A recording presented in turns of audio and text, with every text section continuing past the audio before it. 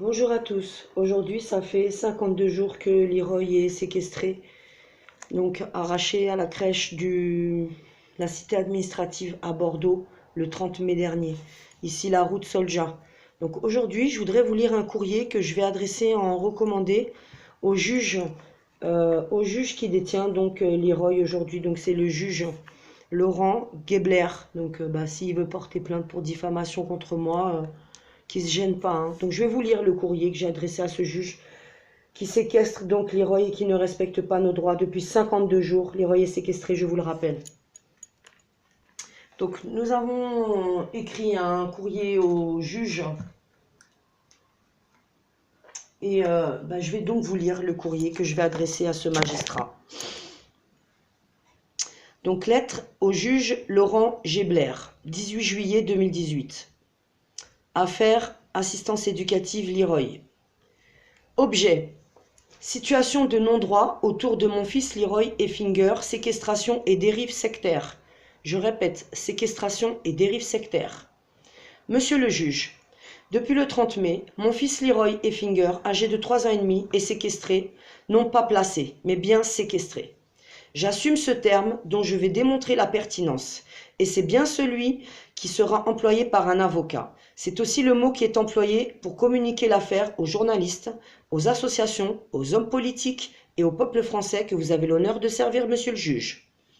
Cette séquestration est consécutive à 2 jugements qui m'ont arraché mon enfant dont j'avais la garde.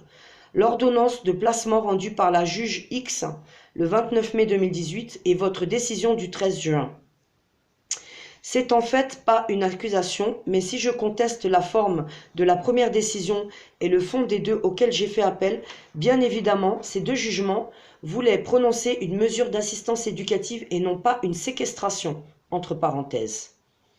Néanmoins, la séquestration est indiscutable, comme je vais le montrer, même si ses auteurs ne sont que les exécutants de vos décisions respectives.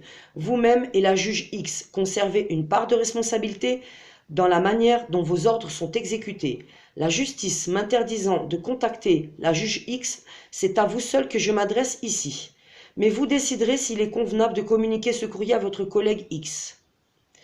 À plus d'un titre, la situation dont vous avez hérité en vous chargeant de l'affaire anciennement numérotée 517-02-96 était une situation déjà de non-droit. 1. Parce que l'ordonnance rendue le 29 mai 2018 par la juge X était caduque en sa forme. Pas de tampon, pas de nom de greffier, pas d'avis du ministère public, voire pièce jointe numéro 1.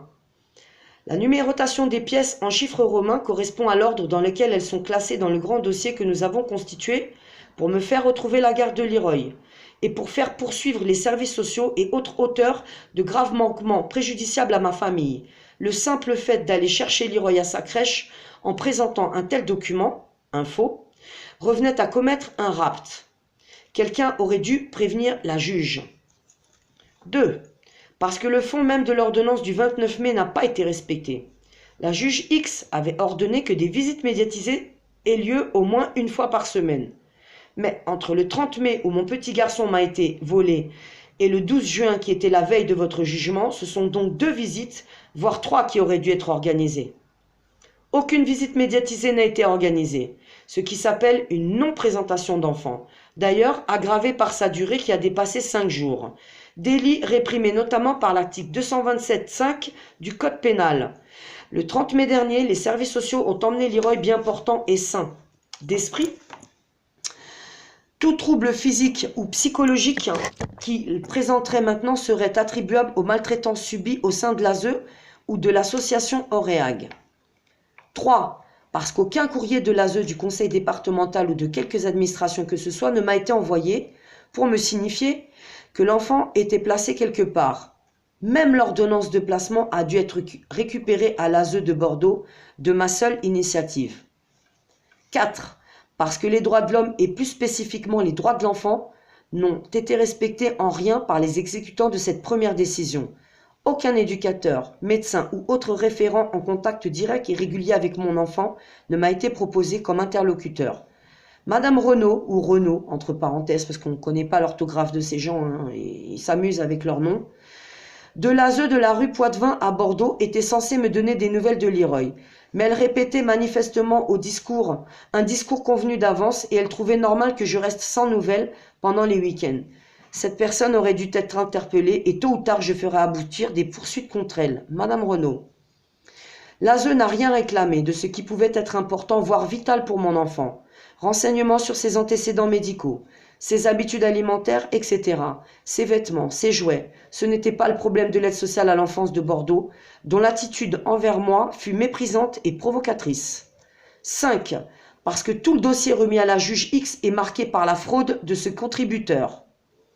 Les services sociaux de Bordeaux ont fraudé, en couvrant notamment le faux commis par l'assistante sociale Mélanie Texier. Entre deux sabotages, elle a rempli une demande de logement social en omettant les 4 caractères de priorité qui auraient dû me permettre d'accéder rapidement à un logement décent avec Leroy. Croyez-le, le fait que ces manœuvres méprisables furent dirigées contre une femme handicapée physique aura du poids le moment venu. La psychiatre Anne-Marie Lemerle a fraudé en omettant de consulter les médecins et psychiatres qui me sont favorables et en mentant sur l'appréciation très positive que le docteur Patrice Simon avait portée sur moi en 2015. De plus, elle a conditionné son diagnostic non pas sur ma bonne relation avec Leroy dont elle reconnaît que je maîtrise avec patience, mais sur mon opinion relative au vécu de ma fille Stécie dans le Val-de-Marne. Cette psychiatre outrepassait ses compétences en s'immisçant dans une affaire policière du Val-de-Marne. Parlons-en du Val-de-Marne, puisqu'à l'audience du 13 juin, monsieur le juge, vous m'avez reproché de ne pas travailler avec les services sociaux où mes filles sont placées. Je joins à ma lettre les pièces, copies de documents venant des urgences de l'hôpital d'Antony, où une attestation montre que l'ASE n'y est pas venu voir ma fille Célie amenée pour une grave crise d'asthme, qui a failli l'emporter, et un relevé infirmière confirmant que c'est moi qui a dû emmener Stécie pour des lombalgies qui la font boiter et que l'ASE ne fait pas soigner depuis 3 ans. Voudriez-vous vérifier ce qui précède et ce qui va suivre, monsieur le juge? Le Val-de-Marne n'a pas à dicter sa loi à Bordeaux. L'association Auréag a fraudé en écartant de son rapport les médecins comme le docteur Danglade et le docteur Marie-Lise Amourda, qui s'occupaient de Leroy au CMP et à la PMI. De même que la psychomotricienne Julie Urios. L'association Auréag a fraudé. Elle a trompé la justice en remettant à celle-ci un rapport truqué et mensonger, dont la teneur est résumée dans l'ordonnance du 29 mai. Ce rapport fait allusion à des professionnels qui ne sont jamais nommés, mais qu'elle fait croire être des médecins, puisqu'elle rend un diagnostic. Je vous rappelle que c'est une association. Implicitement donc en leur nom. Ce faisant, l'association Auréag commet un exercice illégal de la médecine. Vous entendez ? Des artifices de langage relevant de la manipulation mentale ont été utilisés par Auréag pour faire croire qu'une urgence ou un danger mystérieux dont la nature n'était pas précisée menaçait mon enfant. En réalité, ce danger, c'était l'examen de Leroy par la pédiatre de la PMI prévue. Ces progrès avec moi auraient été constatés, et cela aurait ruiné les convoitises de l'ASE et d'Auréag qui avaient décidé de me le voler. De plus, ayant de l'argent à gagner dans la gestion de ces lieux d'hébergement pour enfants, l'association Auréag se trouve dans un conflit d'intérêts qui ne lui permet pas de mener des investigations pouvant aboutir à un placement. Sa plaquette publicitaire sur ses foyers, curieusement, on vous joint donc la pièce, qui est sa fiche INCEE, portant la mention inexacte sans hébergement. Donc là, on vous parle d'Auréag, qui fait des enquêtes. Enfin, l'association Auréag ne présente pas tous les critères de moralité requis pour s'occuper d'enfants. Son centre éducatif La Grange-Neuve, situé à Castelvielle, a été fermé 3 mois durant par le préfet de la Gironde. Les raisons invoquées étaient graves. Violence, usage de psychotropes, discours antisémites, posture inadaptée, pédophilie. Des éducateurs, etc., voire pièces. Mon petit garçon est métis. Si c'est dans un foyer Auréag qu'il se trouve, l'y traite-t-on de sale juif, le drogue-t-on ? C'est une bande d'imposteurs Auréag que l'on oppose à une mère de famille patriote dont le frère est vétéran de guerre et dont le fils aîné est policier. C'est leur rhétorique digne de la propagande nazie qui justifie que l'on me prive d'un enfant que j'élevais bien. Votre jugement a été prononcé le 13 juin. Le dossier sur lequel vous êtes appuyé est le même. Vous êtes augmenté après coup de quelques délations coréagues, vous aura présenté mensongèrement comme un rapport de professionnel. Un procès me donnera l'occasion de réfuter tout cela, preuve à l'appui, monsieur le juge. Vous ordonniez notamment que l'on me donne des nouvelles de mon enfant. Aucune nouvelle de Leroy ne m'est donnée depuis 52 jours. Un texte qui se veut rassurant, 3 photos peu convaincantes, et surtout une lettre anonyme. Ce courriel est irrecevable, daté du 16 juillet 2018, me vient de l'adresse dpef-bur5@gironde.fr. En principe, rattaché au conseil départemental, et son copier-coller commenté est la pièce X que je joins à cette lettre. Il m'y est précisé que toute diffamation non autorisée est interdite.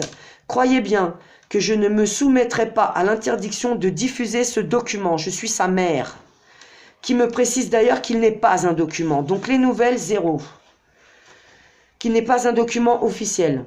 Et que n'étant pas revêtu de la signature du président du conseil départemental, il n'est pas de nature à engager le département. Donc ça, c'est dans le mail que l'ASE m'envoie en guise de nouvelles de mon enfant. Si ce n'est pas un document officiel, de quel droit m'y est-il signifié une interdiction? Il n'y a donc pas légalement parlant un interlocuteur officiel reconnu qui me donnerait des nouvelles de mon enfant. Mon petit garçon est par conséquent séquestré. Les faits sont incontestables, sauf à vous faire le complice de ces agissements qui semblent bien trahir un groupe sectaire. Je pense que vous vous y mettrez bon ordre sans délai. De plus, je me permets respectueusement de vous dire que Leroy a une famille, 2 sœurs adolescentes, 2 frères majeurs dont un jeune policier, des grands-parents, un parrain, une marraine. Maintenant informé, vous êtes placé devant de nouvelles responsabilités. Je m'attends à ce que vous saisissiez les instances compétentes pour faire sanctionner ceux qui ont trompé la justice et brisé une famille. Recevez, monsieur le juge, mes salutations, attristées mais courtoises. Sylvie, Christine et Finger. Voici donc la lettre que j'adresserai donc au juge par recommandé lundi les gens. Je vous demande donc de relayer le site internet contre les ravisseurs de Leroy.wordpress.com. On est donc aujourd'hui à 52 jours de séquestration de Leroy. Croyez bien que je suis inquiète, on n'a pas de nouvelles. Donc relayez les vidéos. Il y a des vidéos qui sont censurées sur Facebook, on m'en a informé hier. Donc ce que vous pouvez faire, c'est aspirer les vidéos, créez-vous des chaînes YouTube et rebalancez-les partout. Larguez aussi des liens donc sur vos groupes, les blogs, les sites internet. Je vous rappelle aussi qu'il y a des gens qui veulent nous venir en aide. Donc lundi après-midi, nous avons rendez-vous avec un avocat pour tenter quelque chose, enfin une sortie de Leroy. Donc une cagnotte a été créée par la marraine de Leroy parce que moi je ne travaille pas. Et on va avoir besoin de fonds pour régler les frais d'avocat, ainsi que les déplacements, le tractage, enfin tous les frais qui sont associés donc à cette affaire judiciaire. Donc, soyez sympas, hein. Les petites sommes font des grands ruisseaux, comme on dit. Participez à hauteur de ce que vous pouvez, hein. On a besoin de graphistes pour faire des tracts, donc les gens qui connaissent des graphistes, vous pouvez les envoyer vers moi, des artistes aussi pour faire du son, hein. Donc j'en appelle à votre bon cœur et votre conscience, les mecs. Je remercie tous les gens qui nous suivent et qui me relayent. Je vous souhaite à tous un très très bon week-end. Si vous voulez me joindre, rootssolja@gmail.com. Bon week-end, salut, Solja la Roots en direct de Talence.